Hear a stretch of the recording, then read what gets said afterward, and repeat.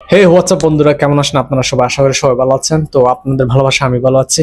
So তুফান movie, প্রিয়তমা মুভির কালেকশনের রেকর্ড ভেঙে দিয়ে নতুন আরেকটা রেকর্ড করে বর্তমানে হাইয়েস্ট ইনকামের মুকুটটা পরে নিল। তো শাকিব খানের এই তুফান মুভি নানা জল্পনা কল্পনার পর সর্বশেষ যে আপডেটটা আমরা পেয়েছি, শুনলেই আপনারা চমকে উঠবেন। আপনারা হয়তো বিভিন্ন সোর্সের মাধ্যমে, সোশ্যাল মিডিয়ার মাধ্যমে তুফান মুভির কালেকশন এখন পর্যন্ত কত হয়েছে তা হয়তো অলরেডি জানতে পেরেছেন। তারপরও বন্ধুরা, আজকে আমরা এই তুফান মুভির কালেকশনের উপর একটু নজর রাখবো। অনেকেই বলতেছে তুফান মুভির নতুন রেকর্ড সৃষ্টি করা ইনকাম অলরেডি পকেটে পুরে নিয়েছেন। রায়হান রাফির অনেকবার মিডিয়ার সামনে বলেছেন যে তুফান মুভি আয়ের ক্ষেত্রে নতুন রেকর্ড সৃষ্টি করবে।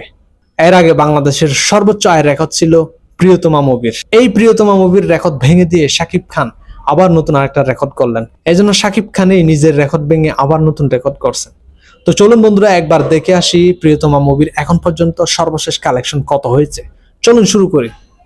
বাংলা সিনেমাতে ঝড় বইতে যাচ্ছে, তার আভাস বেশ আগেই টের পাওয়া গিয়েছিল। সেই ঝড় এবারের ঈদুল আজহাতে বইয়ে গেছে ঢাকাই সিনেমার কিং শাকিব খানের তুফানের মাধ্যমে। প্রথম সপ্তাহে প্রায় 20 কোটি টাকা আয় করেছে সিনেমাটি। সেই সাথে 20 কোটি টাকা অলরেডি আয় করে ফেলেছে সিনেমাটি। বিস্তারিত থাকছে এবারের সেগমেন্টে।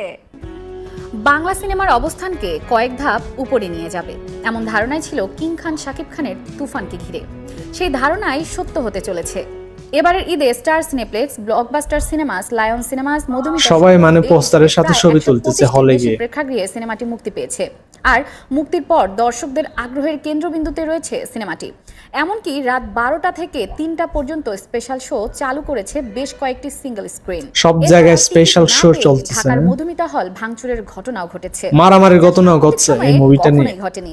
70 টাকা টিকিট 200 টাকা চাইছে, আমরা ওটা রাজি হয়েছি। 200 টাকার পর 500 টাকা বলছে, আমরা ওটা রাজি হয়েছি। যত পাবলিক দেখতেছে ওনারা তত দাম বাড়াইতেছে। 2টার থেকে দাঁড়া রইছে এখানে, ওনারা টিকিটই দিতেছে না, কাউন্টার বন্ধ করে রাখছে। টিকিটের জন্য পাবলিক একবারে 200 টাকার টিকিট উত্তেজিত হয়ে গেছে। টিকিটের জন্য হাহাকার। ফিরা দাও। ওরা কি করছে, 4-5 জন যারা ব্ল্যাকে টিকিট বিক্রি করে, তারা বাস নিয়ে ব্ল্যাকে টিকিট বিক্রি করা বাংলাদেশের একটা ঐতিহ্য হয়ে গেছে। ইতিহাসে বাংলা চলচ্চিত্রের মধ্যে সর্বোচ্চ শো রেকর্ড গড়েছে তুফান। এই যে প্রথমে গান দেখলাম, দেখার পর ওটাই ভালো লাগলো। 3 দিন পরে আসি দেখতে, এখন আমার বলে টিকিট নেই। তুফানই দেখতে হবে, এখন মনে ঝড় তুফান বইতাছে। আমি আগে দেখার কথা, কিন্তু সবাই দেখে ফেলছে। তুফান প্রথমত আমার ওয়াইফ চঞ্চল চৌধুরীর কারণে তুফানটা দেখতে আসছে। ঈদের দ্বিতীয় দিন স্টার সিনেপ্লেক্সের সব আউটলেট মিলিয়ে সিনেমাটির 47টি শো চালানো হয়েছে। বর্তমানে শো খালি বাড়তেছে আর বাড়তেছে, আর প্রতিটি শোই হাউসফুল যাচ্ছে। যেমন দেখা হয় না, কিন্তু সাকিব খানের মুভিটা আসলে দেখা হয়। তুফান মুভি দেখতে আসছি ভাইয়া। আগে সাকিব খানের অনেক মুভি দেখা হয়েছে, কিন্তু তুফান মুভি যেটা, এটা একটু ডিফারেন্ট। এটা আপনার ন্যাশনাল লেভেলের। প্রথম 7 দিনে শুধুমাত্র সিনেপ্লেক্স থেকে সিনেমাটির গ্রস সেল হয়েছে প্রায় 5 কোটি টাকা, আর সারা বাংলাদেশ থেকে সিনেমাটির গ্রস সেল হয়েছে প্রায় 20 কোটি টাকা, যা এখন পর্যন্ত বাংলা সিনেমার প্রথম সপ্তাহে সর্বোচ্চ আয়। তুফান সিনেমায় শাকিব খানকে দ্বৈত চরিত্রে দেখা গেছে। রায়হান রাফি পরিচালিত এই সিনেমায় শাকিবের বিপরীতে অভিনয় করেছেন ভারতের মিমি চক্রবর্তী এবং বাংলাদেশের নাবিলা। আরও আছেন চঞ্চল চৌধুরী, ফজলুর রহমান বাবু, গাজী রাকায়েত, সালাউদ্দিন লাবলু, গাউসুল আজম শাহন সহ আরও অনেকে। এভাবে চলতে থাকলে 50 কোটির ক্লাবে প্রবেশ করতে খুব একটা সময় নেবে না সিনেমাটি। 50 কোটি। তুফান মুভির পোস্টারটা যখন রিলিজ হয়েছিল, ওই সময় সবাই ধারণা করছিল যে এই মুভিটা বড় ধরনের একটা হিস্টোরি ক্রিয়েট করতে চলেছে। মুক্তির পরে কিন্তু ঠিক সেই দৃশ্যটাই দেখলো দর্শকরা। ঈদের ছুটি শেষ হয়ে গেছে অনেক আগে, প্রায় 4-5 দিন হয়ে গেল। এরপরেও পাবলিক অর্থাৎ শাকিব ভক্তরা এখনো এই মুভিটা দেখার জন্য পাগল। শো বাড়তেছে আর বাড়তেছে, প্লাস প্রত্যেকটা শো কিন্তু হাউসফুল যাচ্ছে।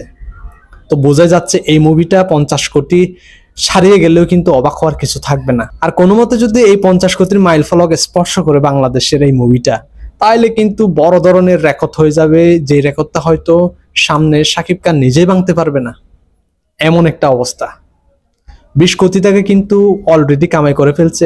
মানে খরচা যা হয়ে গেছে তা উসুল হয়ে এখন লাভের টাকা গুনতেছে পরিচালক। চমৎকার স্ট্র্যাটেজি কিন্তু এটা, দারুণ বিজনেস স্ট্র্যাটেজি নিয়ে আগাচ্ছেন ওনারা।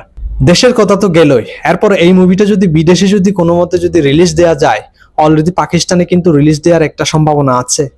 এর মধ্যে ইন্ডিয়াতে যদি কোনো মতে রিলিজ দেওয়া যায় হিন্দি ডাব করে, তাহলে কিন্তু খাইছে, বড় ধরনের একটা গেম চেঞ্জিং একটা রেজাল্ট আসবে এই মুভিটা দিয়ে। তো খুবই পজিটিভ এবং আশার বিষয় যে এক তুফান মুভিতেই বাংলাদেশের চলচ্চিত্রের যে অবস্থা, ওই অবস্থাতে চেঞ্জ হয়ে যাবে। চমৎকার কিছু নতুন সিস্টেম চালু হবে বাংলা মুভি নিয়ে।